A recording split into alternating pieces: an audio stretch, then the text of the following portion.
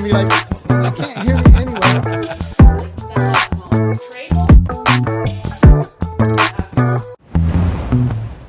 Jeremy Larkin, host of the St. George Real Estate Morning Drive, with Jesse Paul. Good morning, everybody. It reads Pole. It sounds like Paul. Yep. It's P-O-L-L. You know, my wife, where she used to work, they used to call her Paul Doll. Paul Doll. Because how do you spell doll? D-O-L-L. That's how you should spell Paul too. Yeah. But they got confused with the voting polls. Well, there you go. And we. I won't tell you what I usually say. We're on air. Oh, good. Okay, good. Let's not do that. Let's definitely not do that. We've got a special guest, Marlene Massell. Hello, I'm so glad to be here. I can't wait to hear from you. Marlene is one of the great members of the Larkin Group family and home selling team. And she's also doing a lot of really great things right now with her clients. Really good things. We're going to hear from Marlene today. Periodically, we have one of our great members come on the show. I realize you probably hear way too much from Jesse and I. And what's fun, Marlene, is I sent her some questions. I said, hey, there's just like 5 questions to ponder. And one of the questions was like, do you think there's a God? And then I said, well, let's not talk about that one on the air. I deleted it. That was 6. But it's fun to talk to our agents. I mean, we're all in the trenches, but to get another perspective as to what people. But before we go there, Marlene, Max the tripod, who's whining in the background because he's seeing dogs next door.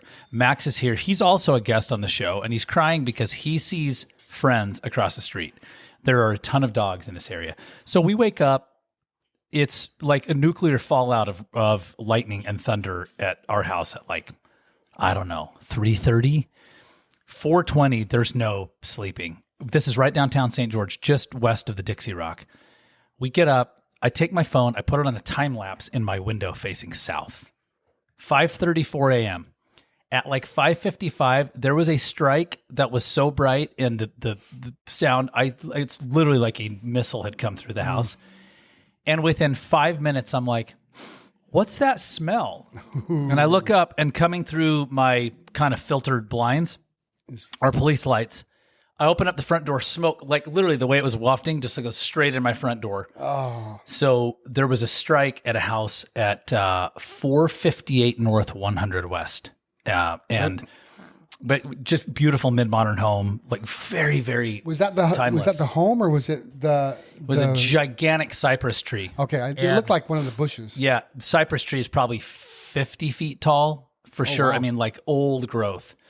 And this thing was, when I say it was up in flames, this was, I mean, I'm about a block away and smoke's just pouring in my door. And why couldn't it have happened to the mulberry tree in front of the house I'm about to list? That thing needs to go away? Yeah. Listen, and but our guys are getting on it, right? They are. Yep. I know. The thing is, can you get the strike without ruining the house? I don't know. Not with a mulberry tree. Probably not. Because that thing, the cypress, you saw, it was like, the flame was like 10 feet wide. Yeah. So the problem with the mulberry tree is it's so wide at the top. Oh my gosh. When it starts coming down. But I appreciate your sentiment, Marlene. I mean, some of the neighbors, or some of the people listening to our show today are probably like, why couldn't that have happened to several homes in my neighborhood? But the problem is people, right? But if they don't, if somebody's got a mess next door, we've sold some homes where the mess next door is problematic, right? Yeah. So fortunately, no one's hurt. House is saved. But what's cool is in this time-lapse video, what was so fun is that it's facing south and the strike was to the north of my house. And you can see at about, I don't know how long into the video, 55 seconds, there's one bright flash that looks like somebody turned a spotlight on for 1 second. And that was the strike that hit. And then within like 2 seconds in the video, you see the police lights. So I had people commenting, by the way, if you want to see this, go to Instagram. Instagram.com at Larkin Group. It's very simple on Instagram, at Larkin Group. And you'll see it there. And there have been a ton of comments on this video. People going, we had nothing at our house. Yeah. I'll bet we received, no joke, well, a minimum of an inch. There's a possibility we received 2 inches of rain because the way it came down, and then I went out on my bike at 7:10 to try and get, well, I was supposed to do 90 minutes, so it was 30 minutes to just get a semblance of a workout. And I just got, I mean, when I say poured, I was out 30 minutes, it rained for 25. I was just drenched. Yeah. So Guys, We got a little bit in Hurricane. but it was centralized. It was like localized. That. Not like that. I think the gal that commented I feel like she lives south, like Washington Fields, Little Valley. Marlene, where do you live? I live in Washington, but not in Washington Fields. It's a little more north than that, closer to the freeway. Yeah. Okay. That's what I thought. Did it rain? It did. Yeah. Yeah. I heard Yeah. the thunder going on this morning.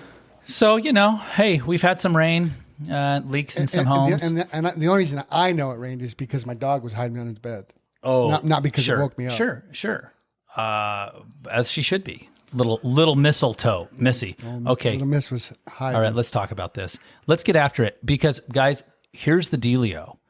It is August 22nd on all calendars that I'm aware of. Well, unless you're way ahead in the Eastern Hemisphere. Marlene Massell's with us, Larkin Group Realtor at KW Realty, Keller Williams Realty. That is our legal disclaimer. We help folks like you manage your wealth in real estate. That's what we do. Marlene, welcome. Thank you. Thank you for having me. Yeah, we're gonna insert you into this conversation. Okay, so Marlene, I want to ask you a question. All right, because there are people who listen who would either A, work with you, or B, say, I've thought about a career in real estate. We're gonna ask her some questions today. Like these are multiple type of questions. Let me ask you a question. Can you think? I asked you this question. A challenging transaction. Mm-hmm. I think you just had it. Well, I've had so many. I try to think okay. Like what is one? How long have you been in the business? 8 years. Okay, 8 years. Like name one recently that was just off the chain where you were like, this was complex. And people are complex. We already know that. But let's talk details of the transaction. Okay. So actually, I mean, I'm in several right now that are complex. They're all complex, but the one that I was going to bring up is actually one. It was a new build, and it was back during COVID. My clients got under contract for this custom home right before COVID happened, so they got locked in at a great price. But then we all know what happened during COVID. Everything was on delays. It took builders forever to get product.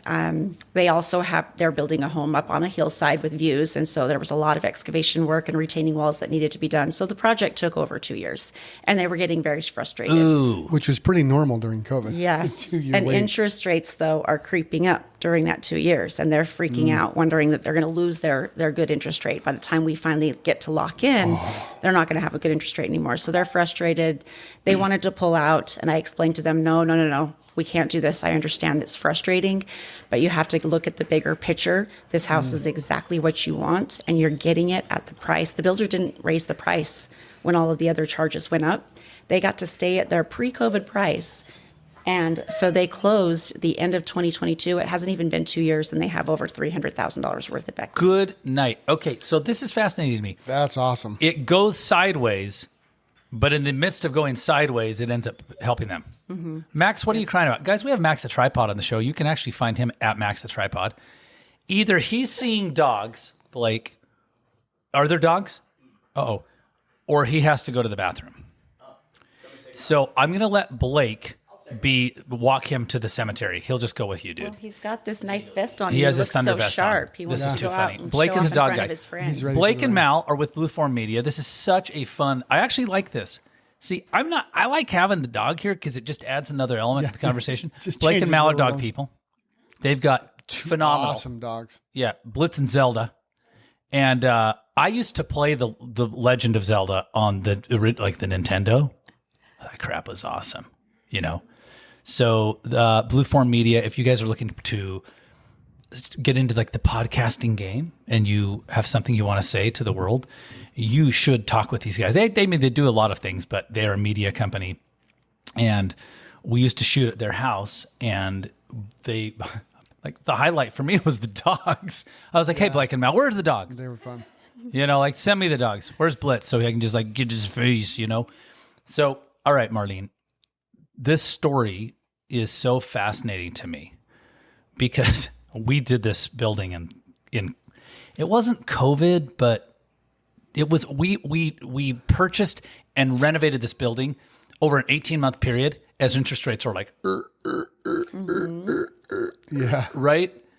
But if you buy a home, or if you start a construction project in 2020 and it takes way too long, you had an interesting scenario, which is A, your interest rate went up and that sucked when you got final financing, and B, your home doubled, like kicked in a couple $100K in equity.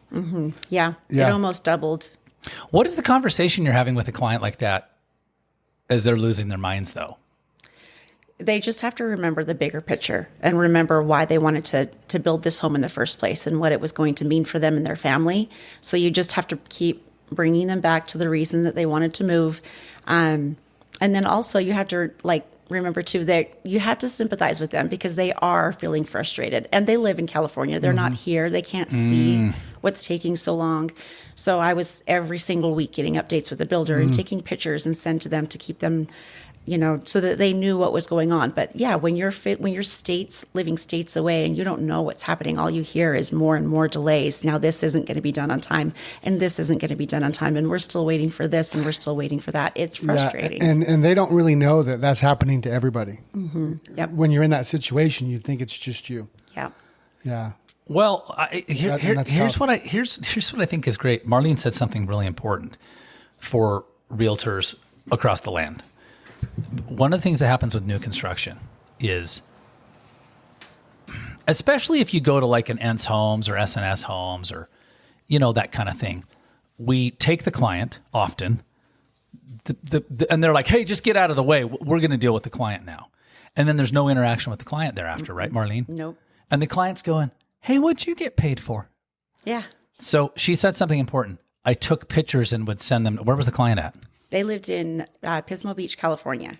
Oh, think of the layers of this, right?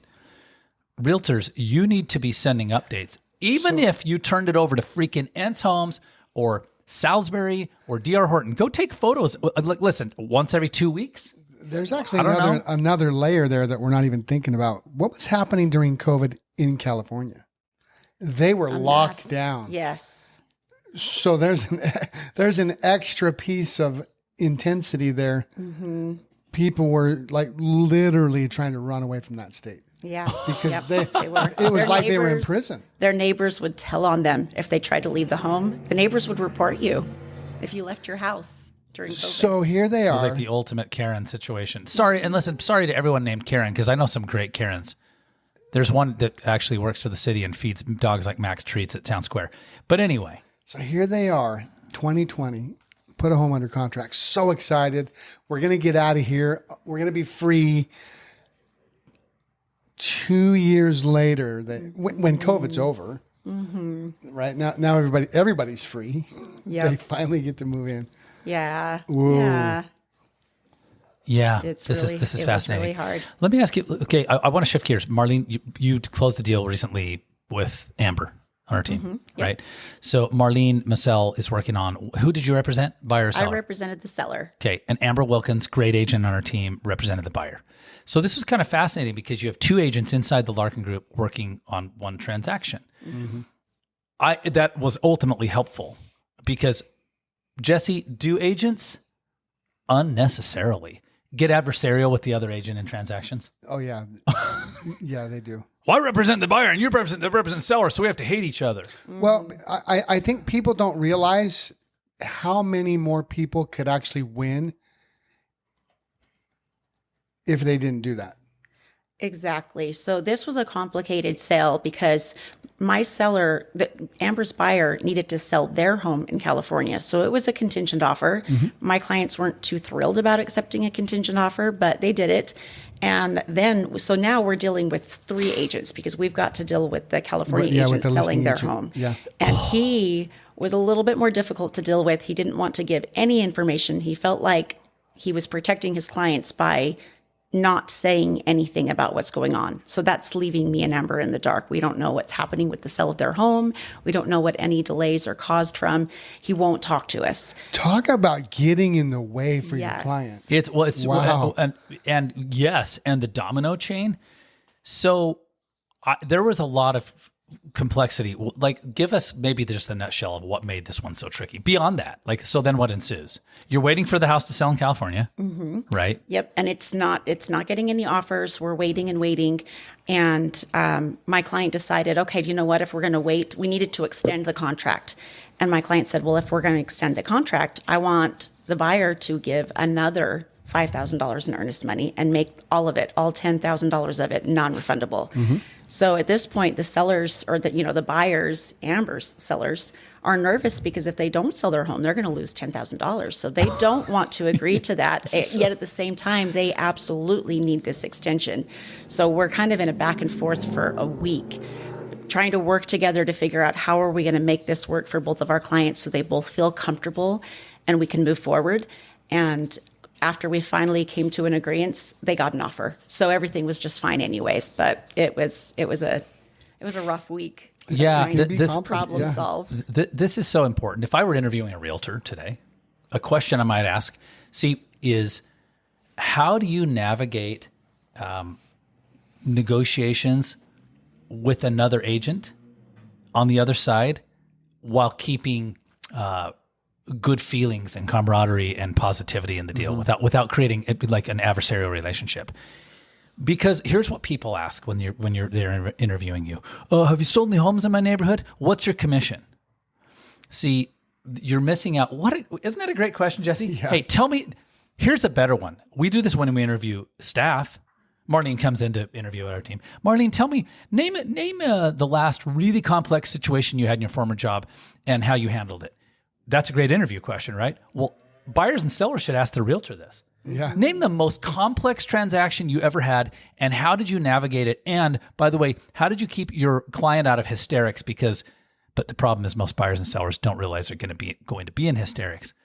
None of us do. Until they're in hysterics, right? And realtors are the worst when we're going through a transaction with that. Sometimes we feel their panic and frustration as well, and we have to be the voice of reason, and it's hard to keep our emotions in check so that we can help them stay calm. Well, not only that, we're in the Holy business, and crap. when we are going through a transaction ourselves, we are almost when we are buying or just selling as bad, our if own not homes. worse. So it's a real thing. Yes. This is a very emotional deal to do. I love these shares. These are the real things people are dealing with, right? And here's what we didn't even talk about in any of the situations. This situation, the standard issues of buying and selling, home inspections, home inspection negotiations, appraisals, appraisal delays, appraisal overages, shortages. Excuse me, is what I should say. Financing. They talk about there are 88 types of turbulence in a real estate transaction. And I feel that. Yeah, right. You're like, only 88? Yeah, you just got through it. Let me see the list. 80 of them. Let me see the list. So I think it's fascinating to hear about the kinds of things that buyers and sellers are saying. Marlene, when you talk to clients, what would be like a handful of the biggest concerns that buyers or sellers have? Because you're dealing with, how many transactions are you working on right now? How many do you have simultaneously? 6 right now. Okay, this is kind of fun. She got 6 transactions concurrently.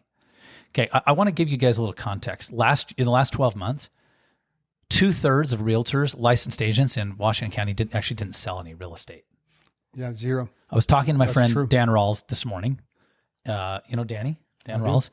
We were in a WhatsApp is how he likes to message, which is funny because we have these fake buyers and sellers that come to us saying, I can only communicate on WhatsApp.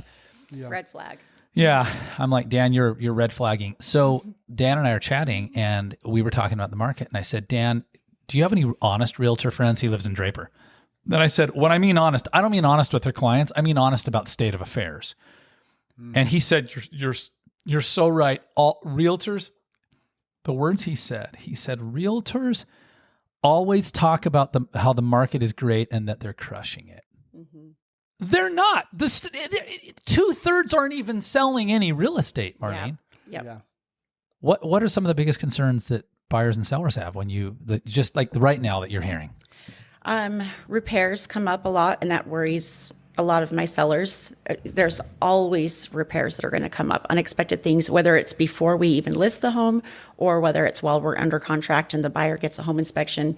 But repairs will sneak up and cause a lot of stress and heartache on sellers and buyers too. Buyers panic, they worry, they see these repairs that have to be done and think, oh my goodness, am I making the wrong decision? So I think the repairs that come along the way are a big frustration for most buyers and sellers. Yeah, because the seller's hoping that they don't ask for any repairs. And the buyer's like, man, if I'm spending $500,000, I want zero problems with this house. Yep. Well, especially because, Marlene, I hear the sentiment I hear on the street a lot right now, just talking with people, that home's not worth that. That's the sentiment. Like, that's just kind of a generic. You hear that, right, from friends? What, $850? That home's worth $5, right? Okay, so repairs are a big concern. What else? What else are people concerned about right now? I think people are nervous because if they have to move, they're frustrated because they're like, I'm giving up this low interest payment. And so even if I downsize my home, my payment's going to be higher than what I'm paying now for this huge house. I could go down to a little townhome and end up still paying more for my mortgage than I do in my family, my home that I raised all of my kids in. Yeah, Jesse, did she nail that one? Yep, she did. You know, you got. Do you remember what percentage of people are sitting with a rate under 3%? Wasn't it like of mortgage holders? 70% or some crazy 70%. Number. Well, 75% under 5%. Okay, yes. 75 under 5%. And so they look, Marlene, at 6.5 and go, does this make sense? Right? And it makes sense when it makes sense to move, right? And we've talked about my situation numerous times that, I sold a home that was a rental that was my former residence. And I was at 2.85%. I got a letter from Guild Mortgage saying, congrats, you paid off your loan. And I was like, I kind of want that mortgage back. Yeah. Oh, I missed that mortgage. And yeah. That's the struggle. You know what I mean? That's a great point, because even though it made 100% sense for you to sell that house, the emotional struggle that you went through because of the 2.85 mortgage was real. It's like, man, do I really want to let this go? And selling that house was the best thing that you could have actually done. But it doesn't change the fact, the power that small mortgage percentage had for you. Yeah. Oh my gosh. And still does, right? That was a month ago, and you just got the notice, hey, congratulations. Oh, did I do the right thing? Yeah. I'm never going to see that interest rate again. Guys, let me give you a teaser on that, Jesse. Good. We're going to stay on. The show's going to wrap up here momentarily on the air because we're live on the radio. We stay on. We'll stay on another 20 or 30 minutes and continue to answer any questions. If some of our team, if you guys have questions that clients are asking, ask those please in the Facebook chat. We're live at facebook.com/St. George Experts.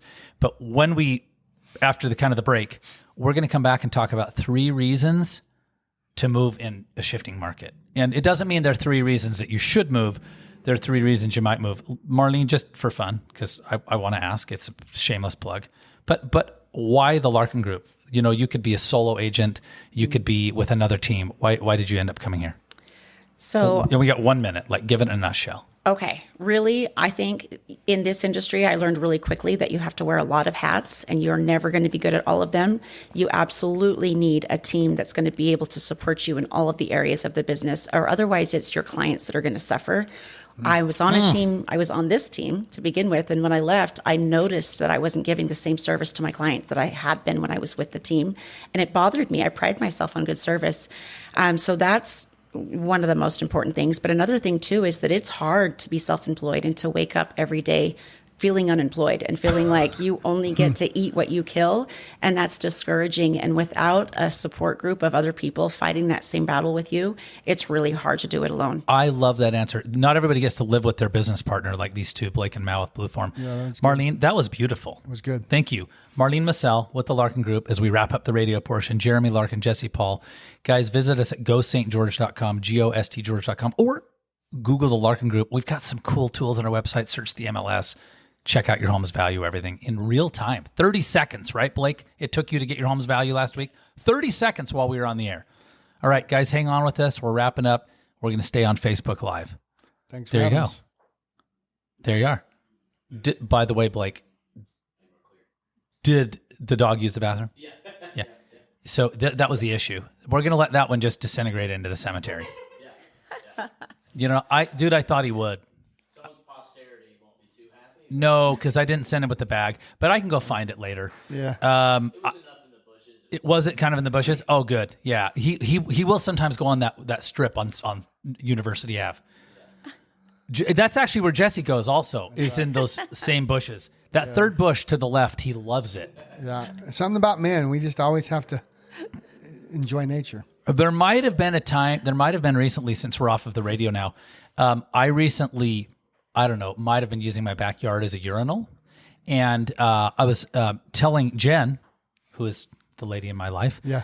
I told my lady Jen that this had happened. We were laughing about it, and she's like, "What? I have 3 brothers. Guys do that?" I'm like, Absolutely. "Absolutely." We don't ever move into a house without Christening the backyard. Thank you, right. Jesse. It is Men pee in the yard, man. So we have not come that far. Right, Mal's from like, you guys yeah. dragging your knuckles and carrying a club. No, have we're not that far. Yeah, it went from that to like they were carrying the club, and then it was a big old turkey leg in like the medieval times, and then now it's I don't know, peeing in the backyard. So okay, this is kind of cool. All right, Marlene. So you have shared like some cool insights. When did you get into the business, by the way? Kevin Chavez says all the time. All the time. Thank you, bro. Kevin, by the way, before she answers it, Kevin moved here from New Mexico when he was in high school, young in high school, like probably sophomore year. Tell us, Kev. And he's in Queen Creek, Arizona now. One of my good friends. I love this man. And it's so interesting because he was so complimentary to me recently on the phone and about my parents and our family. Did you get to see him when he was in town? No, we ended up talking on the phone. Darn it. But the thing is that's so fun about friendships, you don't realize how much I've learned from you, Kevin. So, right, isn't that funny how you were really good to me when we were young. You know, he had, like different childhood than me, but isn't that funny? So, yeah, buddy. Yeah, yeah. We learn from each other, and we do this in the team. So shifting back to the team, you got into the business when? How many years ago? 8 years ago. Wow. And that feels like a lifetime, right? Actually, the weird thing is that I still feel new, and I think it's because there's always so much to learn in this industry, and there's so many different scenarios that you're never going to go through them all. And so because we're constantly learning, I still feel new. And it's really funny because I'll be teaching the Ignite class for buyers at our KW brokerage next month, and I'm still feeling like I remember when I was taking that class and I was brand new, and now I'm the one teaching it. Isn't that so cool? I mean, look, I saw that you were teaching. I'm like, yes. By the way, I love that you're teaching. We had this conversation this week, right? I met with, who did I chat with? Autumn on Wednesday? Yeah. No, Tuesday? Well, I don't know what day it is. But one of the things we want to do is have more of our team teaching here as well, right? But how cool. What is the class? I saw it. It's Win with Buyers? Win with Buyers, yep. Okay, so 8 years. So Marlene is now teaching. Marlene Massell's with us at the KW brokerage, a class called Win with Buyers for the Ignite course. How many times have you considered quitting real estate, like truthfully? Oh my goodness. So many times. So many times. I mean, even earlier this year, I thought about taking just a short hiatus because I had a few bad clients kind of all in a row. It was all happening within a 30-day span. And I was like, oh, okay, I can't deal with this anymore. I can't do this. I'm just going to take a little break. I'm going to just, go get a side job for just a year, just take a little time off. But I couldn't do it. This industry has got me hooked. I think I might be addicted to the ups and downs. What? Yeah. Oh, yeah. Listen, I've had relationships like that, and now that I'm in a relationship where I don't have that, I'm like, I was on the phone the other night. I was like, hey, can we have some drama? We don't have a lot of drama, so I know, comical, right? Let me ask you this: you right now have 6 transactions going concurrently, which is a big deal, right? Yeah, that's right, Jesse. There's a lot of people that can't even comprehend what that looks like. What do you think? Good job. Thanks. Yeah, it's killer. What do you think? Because remember, consumers watch this, but realtors watch this, and then these guys cut this into a million pieces, right? Mm-hmm. What do you think shifted? What shifted for you? What do you think has happened that really got you going? Well, after that, earlier this year, when I had that month with several bad sales that went horribly wrong, I really had to change my mindset. So I started doing, getting back to that gratitude every single morning. In fact, I was sending them to you. You were my accountability I was loving these. person, sending him what I was grateful for every day to help get my mind set right. And then that shifted, and I got a lot of positive things coming. And then I've had some amazing clients since then. So those 5 clients that I wasn't super happy with, I got overshadowed by the tons of clients that I've had since then that have been so wonderful and so appreciative and so much fun to work with. So that was really helpful. And then also I think too is just looking at it rather than focusing on what I'm doing. I kept looking ahead and saying, okay, this is what I need to have done in order to close these sales by this month. And so I'm already right now focusing on December. So as long as I stay focusing on the very next month and what I'm going to do, then I stay consistent. Good job. She's thinking about December. It's August 22nd. Let's break this down for a minute. So Marlene Massell's with us, having a really successful real estate career. I know Marlene because, again, she's been in my ecosystem. She was with us and then she wasn't, and then she came back. And I want to seriously give you some serious, crazy props today. Thank you. Yeah. Well, really, Marlene, because I've watched your trajectory, right? And I've watched you in your low times, personal low times, business low times. You said a couple things are important. I'm going to go backward. Number one, in this order, for realtors out there, she's looking at what we call a pipeline. Yep. Right? She's looking ahead to December and thinking, okay, who is in the pipeline that I need to help? Consumers hear our show, but it's like, guys, we're in business, right? This is definitely a business. This is how we feed our family. We're not in real estate because we love real estate. We love homes. Maybe we are, but they don't pay the bills, right? Mm-hmm. So Marlene is looking at her pipeline. I love this. Okay. Another thing you said that I'm scrolling on my phone about your gratitudes. Marlene sent me gratitudes for I'm looking at the date, pretty much every day. I was the kind of an accountability. For about 60 days, she sent me gratitude. Mm-hmm. What is gratitude journal? This shifted you. You have a couple of clients that are tough. Stuff goes sideways. You're like, I'm ready to go take a serving tables or whatever job. What is a gratitude journal? How did it help? How does it help? I just had to really think about what I was grateful for. And it's not what you would think. It's not just going down and saying, well, I'm grateful for my family. I'm grateful for my kids.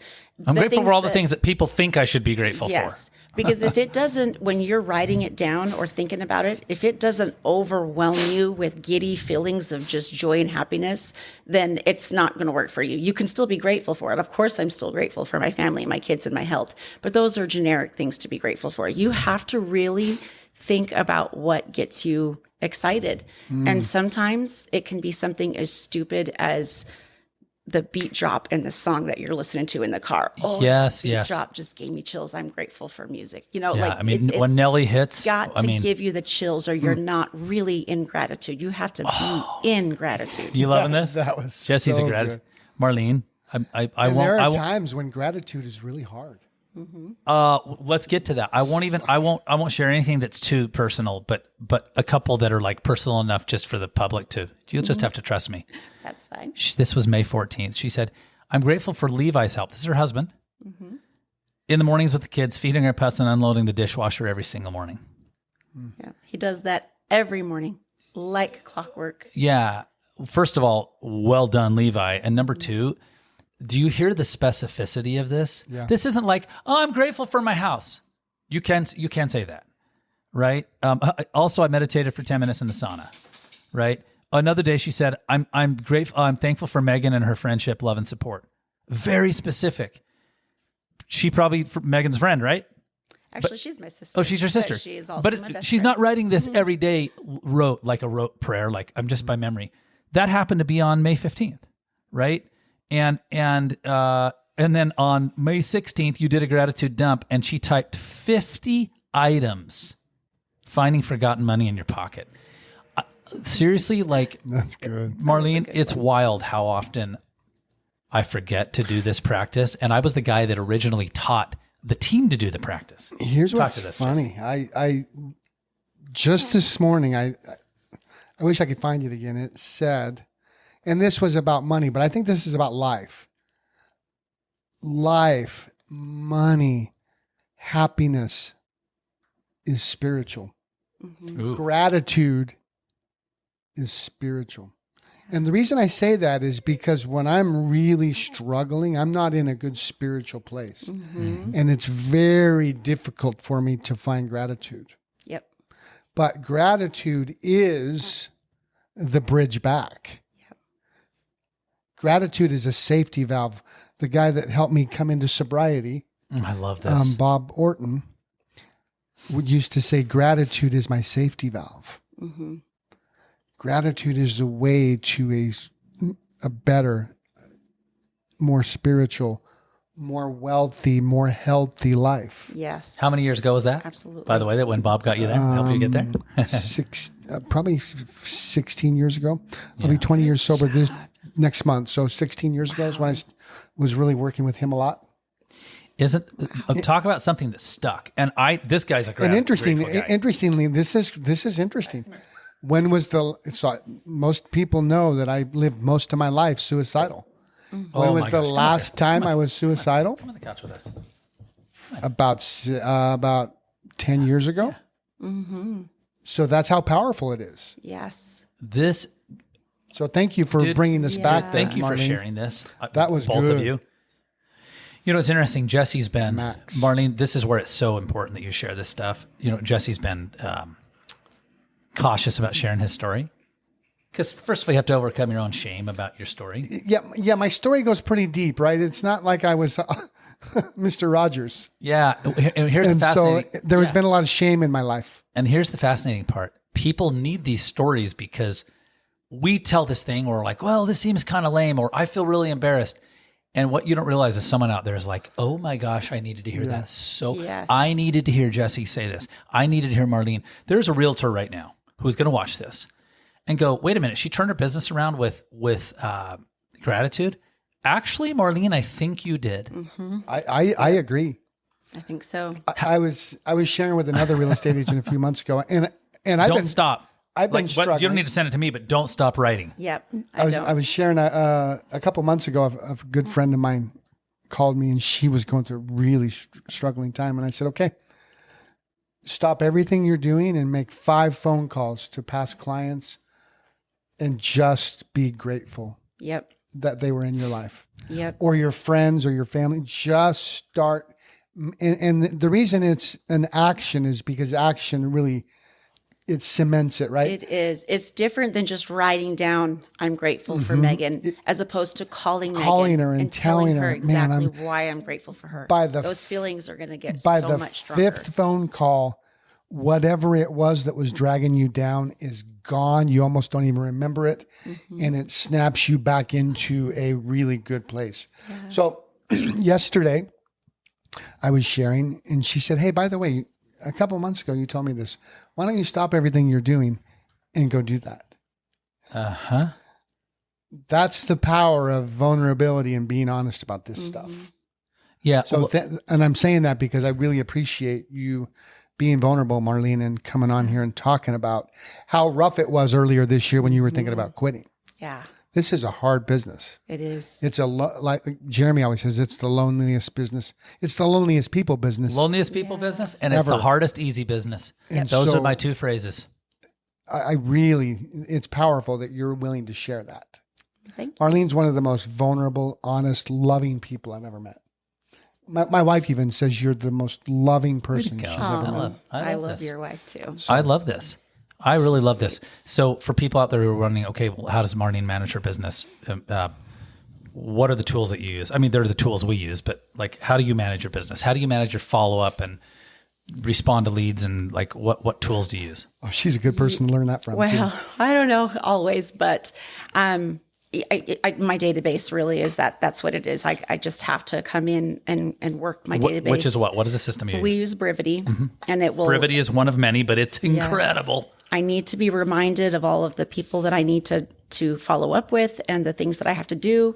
At first, you think you're going to remember everything, and then it gets to a point where you don't even remember anything. I had somebody bring me in their seller's disclosures, and I said, "What's this?" And she says, "Or no." I said, "Oh, are you here to bring me your seller's disclosures?" And she says, "No, I'm here to pick them up. Remember, we forgot them in my packet, and I'm here to pick them up. We talked about this yesterday."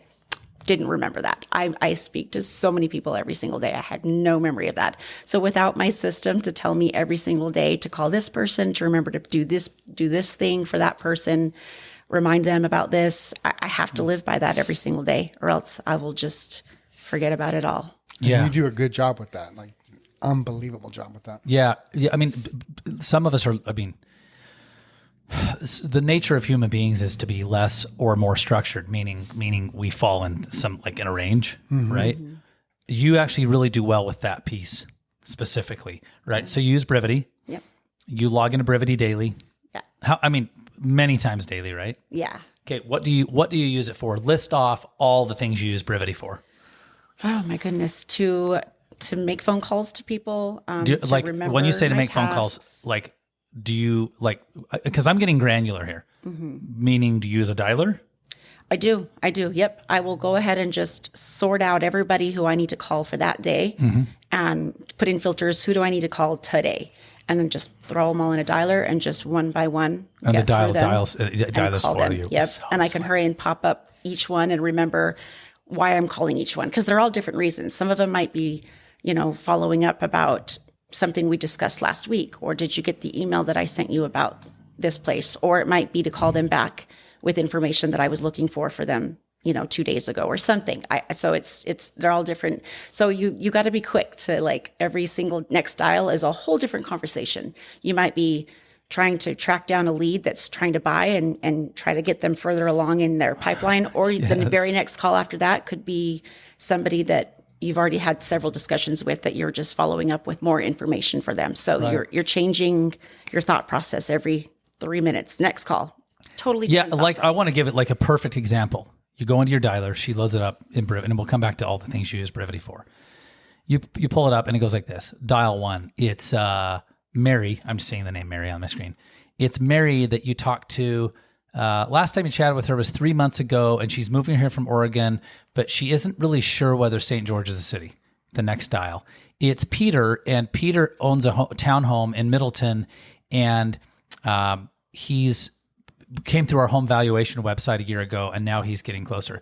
The next one is a follow-up. Do you see where this goes? Yep. And your brain is like, jumping from one person's life situation to the next person's life situation. Because people start thinking about this stuff 18 months in advance sometimes. Mm-hmm. What we call top of funnel. Right, making a move. And then they start looking, they start searching, and they start researching. And so that follow-up could be 18 months long. Yeah. In St. George, because we have a lot of retirement, sometimes that happens years in advance, as they're trying to figure out, okay, where do I want to retire?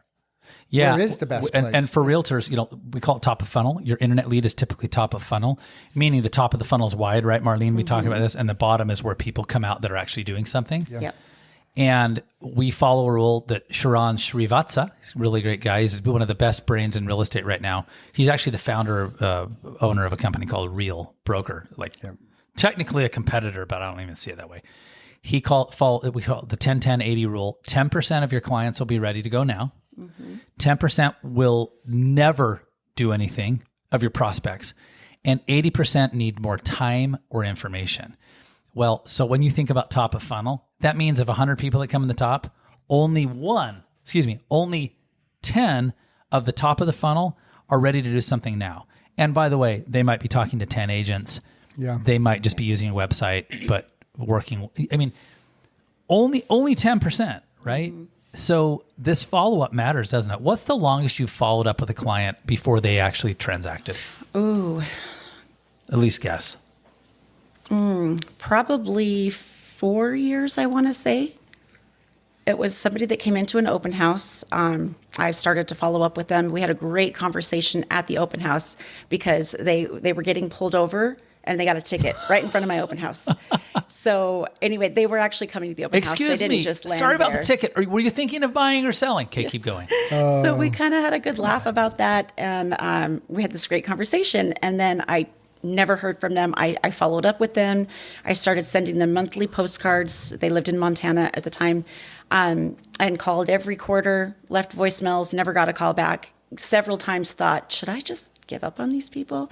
And then 3 or 4 years later, when they were ready, called me up and said that we keep everything that you have ever sent to us, and we're ready to buy a house, and we want to use you. My gosh. All right, then. That's cool. So from the first time I met them until they were ready to buy, not a single conversation in between.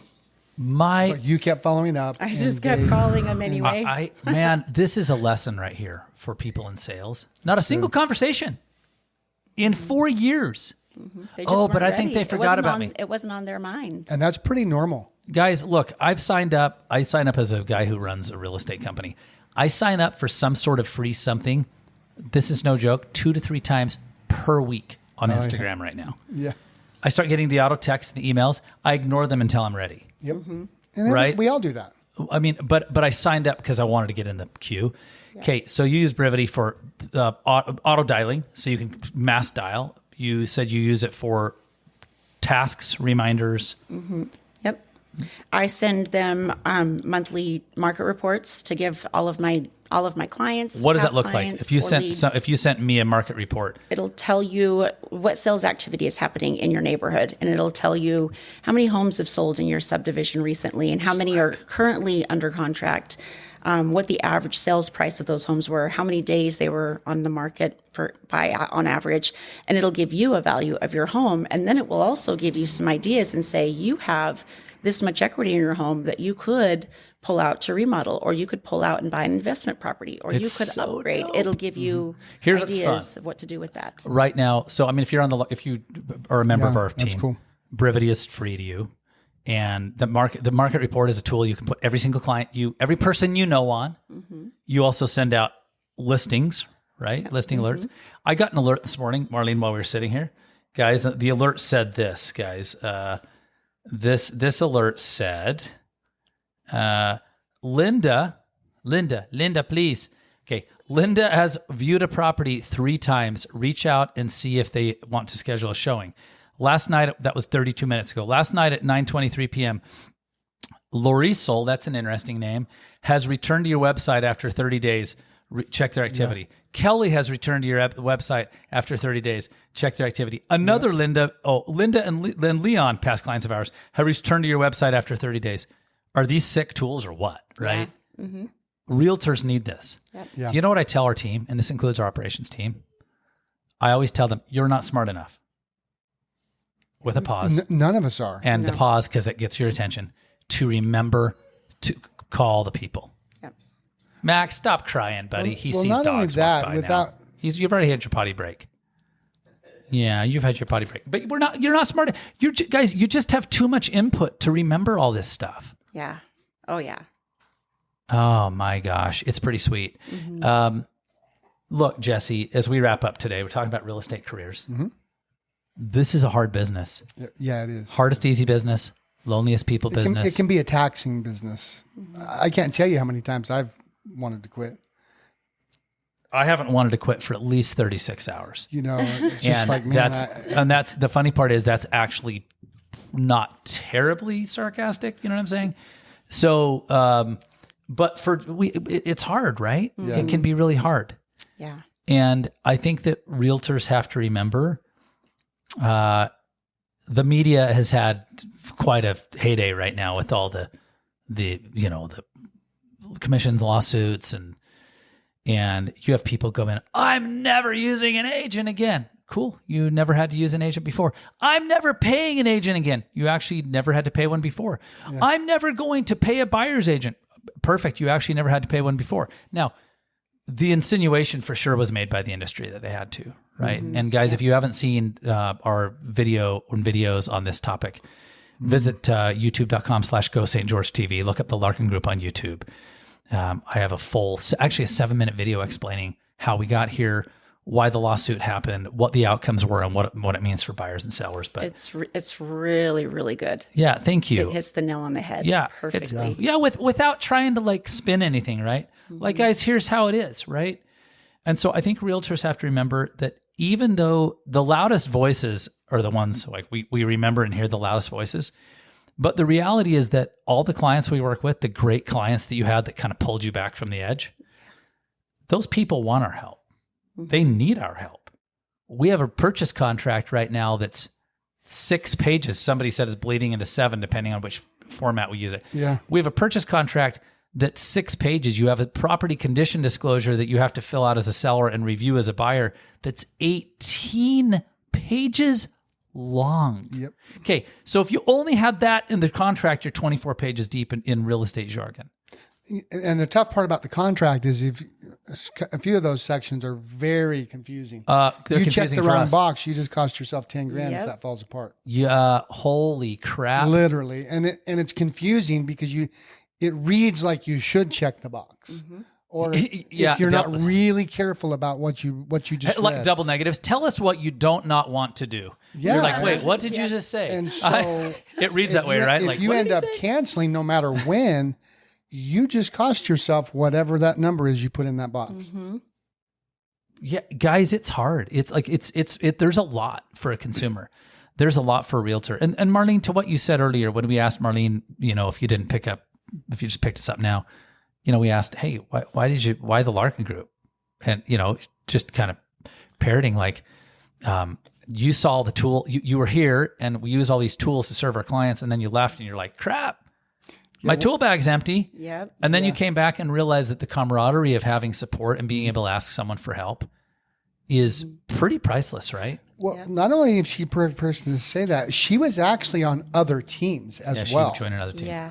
during that time that she left. So it's not like she went on her own that whole time. No. She experienced other teams in the process. Yep. Yeah. And all teams are not equal. No. Not Well, equal. they're not, right? And look, it isn't always easy to be here, right? We push, and here's why we push. I want to wrap this up. Good friends hold good friends accountable, right? Yeah. Good friends. I don't mean codependent friends. That codependent friend of yours that you're like, I love that they side with me, but why do they side with me all the time? Good friends and coaches push each other. If you enter the field of athletics and it's a team, the team doesn't go, hey, Marlene, it's cool. Why don't you take a few days off of practice? I know you've had a lot going on at home. They go, hey, we need you. We need you. And you know what? You need to be here because the very fact you have the thing going on at home, you need to come to work and you need to stay sane and you need to feed your family. Or in athletics, you need to stay fit. You need to stay focused. Hey, come on. We expect the best from you. You're part of a team, right? Yep. And so we guys, check in with your friends. Your friends that are complicit in allowing you to slip in your life. I think I'd assess the friendship, right? One of the greatest things I have, Marlene, with Jesse that sits right here next to me. 10 years we've played together in this business. Yeah. Just about. Jesse and I freaking hold each other to account. And when one of us is out of line, we have a lot of personal conversations early in the morning. Hundreds of times each direction. We go, actually, don't think you're seeing this clearly. I think you're out of line. Everything from, hey, would you be open to another perspective, to brother, you're out of line. You're missing this. Yes. You're screwing up your marriage. You're screwing up your business. Oh, man. You're getting yourself in trouble. And the best part about our friendship? What does the other always say after that feedback? Thank you. Thank you. Well, I freaking want the feedback. Not always right In the moment. in the moment, but eventually it's like, wow, thanks. I couldn't see that because none of us can always see our own being, the way we're showing up. Everybody on earth is blinded at a time. Oh, yeah. And we need other people to say, hey, this is what you look like right now. Yeah. Is that really what you want? Yeah. is this really how you want people to see And I you? need that feedback as a leader. I do too. I mean, I've taken a lot of feedback this year. And I it's do been too. painful, I right? really need it, because left to my own devices, where do I end up? Divorced. He jail. said divorced and in handcuffs is what he said. I always say I'm allergic to alcohol. I break out in handcuffs and divorce papers. This is his line, Which is true. It's my favorite. I quote it. It took me 20 years to figure out if I don't drink, I don't go to jail and I don't get divorced. Yep. Amazing. Yeah, that's for him, right? And so, it's funny. The old phrase, "Friends don't let friends drive drunk." That was the 80s and 90s. Yeah. But friends don't let friends drive self-centered and blind to their own stuff. Marlene, one of the things that you're doing right, you're doing many things right, but you are following the models that we teach. And here's what we offer at the Larkin Group. We actually offer a business system. We partner with a company called Place. Place offers a business system. And let me tell you how I use the Place ecosystem. See, my team thinks I use the Place ecosystem because they're like, oh, we see that you do the power-ups in the morning. Oh, we see that you tell us to use the CRM. Oh, we see that you load us into the launch program for new agents. Do you know what else I do? I go into the Place partnership group and I go like this, and I say this right here. Let me just show you. This is the Place partnership group. So if you think that I don't go, guys, looking for feedback, I recently asked, how often are you holding a power up? 5 days, 4 days, 3 days, or 2 days per week? And commentary, including Ben Kinney, one of the smartest brains in real estate. So far, we've had 24 votes and 6 comments. Guess when I posted it? 65 minutes ago. Oh, wow. Through 2 days, 22 hours ago, I said, I've got a client with 80 units between 3 apartment buildings in Idaho and Utah. He wants to 1031 exchange these units into a commercial project, into some sort of commercial. I'm seeking guidance from anyone who has worked this type of deal. That's a big... Right now I have 7 comments. Guys, I go get help all the time. 2 weeks ago, I had a call with Place. I have a coach. Guys, do you know what my coaching call? Let me tell you what my coaching calls don't go like. You ready? Oh, you poor thing. It's okay. You don't need to try that hard. It's fine. Oh, let me pat you on the head. There. Listen, it'll all get better. Karen is like, you're doing this and this and this right. You're doing this and this and this horribly wrong. Do you want to tank your world? Here's what you need to shift, right? 2.5 weeks ago, I took a call from Karen on Thursday. I took a call from 4 different people beyond me in skill and experience. Thursday, Friday, Monday, Tuesday with Place. I reached out to them. So that you can figure out how to get better. Yep. How do I move forward? How do I actually improve? Yes. And Marlene, this is something you actually are really great at. You are not afraid to ask for help. Yeah. And you come for help, right? And agents out there in the marketplace, I know that you think, as a parting shot today, that you need to pose like everything's going great all the time. And I told my friend Dan Rawls, I said, Dan, agents do this for 2 reasons. Agents pose that everything's going well for 2 reasons. Either A, because they're afraid if they don't, the clients will think they're not great agents and they won't hire them. Or B, they think that if they act like anything's wrong, that the clients won't buy or sell real estate because they'll say, I asked Marlene how things were going and she said, it's been a rough year. It's been a tough market. They will be like, well, we shouldn't buy or sell. That's insane. Do doctors live that way? Do dentists live that way? No. They tell you exactly what's happening in real time with your body. And so stop posing. And you know what? The first place you need to stop posing, Jesse, is with who? Yourself. Stop posing with yourself. Because the lies you tell yourself are how you get yourself into trouble, guys, in your business, in your life, right? Because you don't want to see, just say, look, it isn't working. And something I'm doing isn't working. Something I'm doing isn't working. Like I've got it, something's got to shift if it's not working. Marlene Massell is with us today. Like her business is working, right? It's working for her. And I think most agents, Jesse, don't have a character or being a good human or a cool person problem. I don't think that's their problem. No. Right? I think they have habit and mindset and skill problems. Marlene, does that sound accurate? Oh, absolutely. Absolutely. I had a lot of habits and still struggle with habits that get in my way every single day, or habits that I want to create that I just haven't created yet because I see other people doing them so effortlessly because it's made a habit for them. So habits are everything. That's always something that we're always working on here as a group, as a team. That's another reason I love this team is that we build each other up in our personal lives because business is an inside out job. And so when we work on the person that we are within and become the best version of ourselves, our business is naturally going to flourish after that. Oh my gosh. And the gratitude, she talked about gratitude. My parting shots are get into a gratitude journal, and how I was taught this is I was taught very simply, you wrote 10 things you were grateful for and 10 things you wanted to attract or achieve in your life. Marlene took it into just really more free forming it. Sometimes it was 3 items and sometimes it was 50. Gratitude. And number 2, I didn't realize this was going to be a winner, but when something in your life isn't working, ask this question. What habit, mindset, snag, or skill is missing or fouled up in my life?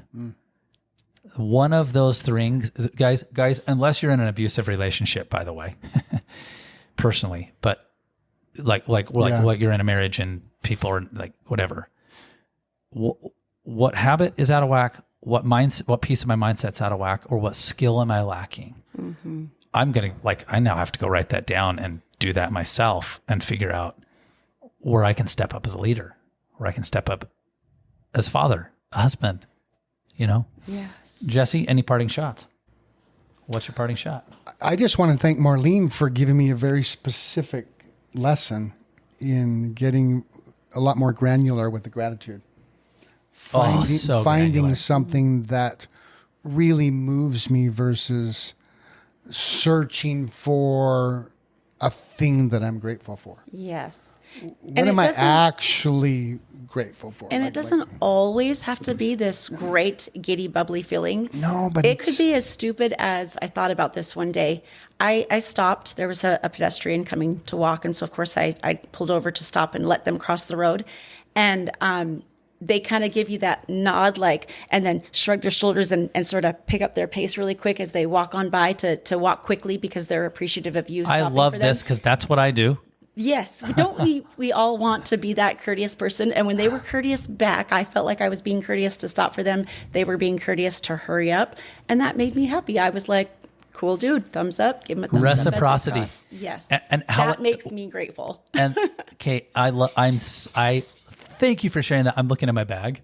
There's a Monster, some sort of yummy pink Monster energy drink in my bag. It looks good. One day I wrote energy drinks. Yeah. Because I was just like, I was sipping on one and they're yummy and they're sweet. And what I love is the B vitamins. I actually have a whole theory, by the way, Marlene and Jesse, that it's the B vitamins way more than the caffeine. I've kind of tested it with different energy drinks and the B's seem to make the difference. But one time I wrote energy drinks and you wrote, God, I was kind of grateful that the guy got a little giddy up in his step. And then we had this human exchange, like just eyeballs, like, hey, you're cool. Yeah. Yeah. Guys, Marlene Massell, Jeremy Larkin, Jesse Paul, Larkin Group. Visit us at gostgeorge.com, GOST George.com. Google the Larkin Group. Check us out on your podcasting platforms. Certainly iTunes, Apple Podcasts, Spotify, YouTube, at Larkin Group on Instagram, and our friends at Blueform Media. They are very good. He took Max out to poop this All morning. right. Really appreciate it, guys. Yep. At Blueform Media, right? On Instagram. Best way to find them. Thank you, sir. Okay. All right. Peace, guys.